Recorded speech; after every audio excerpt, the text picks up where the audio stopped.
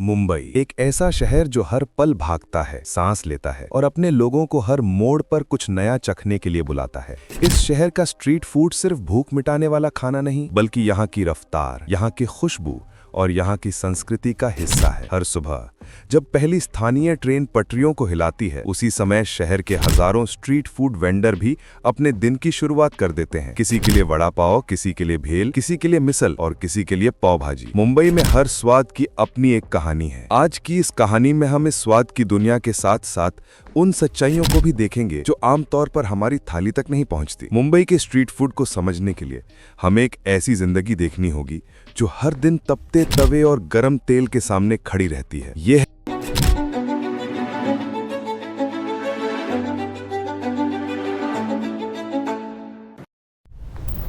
रमेश की कहानी। दादर स्टेशन के बाहर पिछले 8 साल से वड़ा पाव बेचने वाला एक युवा रमेश हर सुबह 4 बजे उठता है, अंधेरे में सब्जियां और सामग्री लाता है, चटनी बनाता है, आलू उबालता है और फिर 9 बजे तक अपना छोटा सा ठेला तैयार कर लेता है। उसकी आवाज में हमेशा एक ही बात सुनाई देती है, भैया वड़ा पाव खाएंगे, गरम है अभी। रमेश का पूरा दिन खड़े खड़े बीत जाता है, लेकिन यही उसकी रोजी रोटी है, यही उसका सपना है, यही उसका संघर्ष है और यही मुंबई है जहाँ छोटे छोटे सपने ठेलों पर तले जाते हैं। लेकिन स्वाद के पीछे की सच्चाई हमेशा इतनी मीठी नहीं होती। मुंबई में लाखों लोग रोजाना स्ट्रीट फूड खाते हैं, लेकिन क्या हर प्लेट सुरक्षित होती है? क्या हर स्टॉल साफ सुथरा होता है? सच ये है कि कई वेंडर साफ सफाई का पूरा ध्यान रखते हैं, पर कुछ जगहों पर हालात उतने अच्छे नहीं होते। कई बार पानी साफ नहीं होता, तेल बदला नहीं जाता और खाना खुले में धूल मिट्टी के बीच रखा होता है। ये जोखिम वही लोग उठाते हैं जो अक्सर विकल्पों की कमी की वजह से स्ट्रीट फूड पर निर्भर रहते हैं। ऑफिस जाने वाले, कॉलेज के छात्र, रोज कमाने वाले मेहनतकश लोग। मुंबई का स्ट्रीट फूड स्वाद का जश्न भी है और कई बार एक अदृश्य जोखिम भी। एक प्लेट भेल में जितनी खुशबू है, उतनी ही जिम्मेदारी भी छिपी है। एक वड़ा पाव जितना सस्ता है, उतना ही जरूरी है कि उसे साफ जगह में बनाया जाए। ये सिर्फ वेंडर की नहीं, पूरे सिस्टम की कहानी है,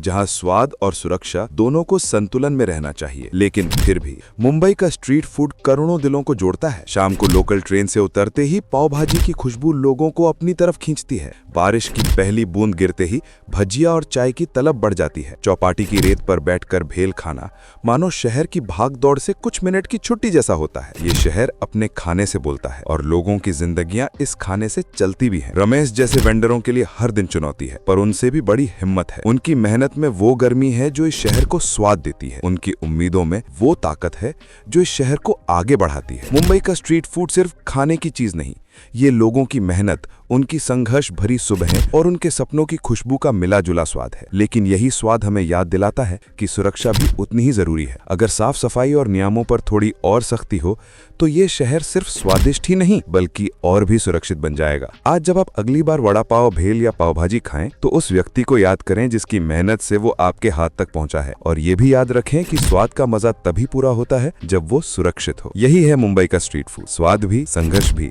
और जोखिमों का वो खेल जिसे हम रोज बिना सोचे खिलते जाते हैं। ये कहानी सिर्फ खाने की नहीं, ये कहानी मुंबई की धड़कनों की है।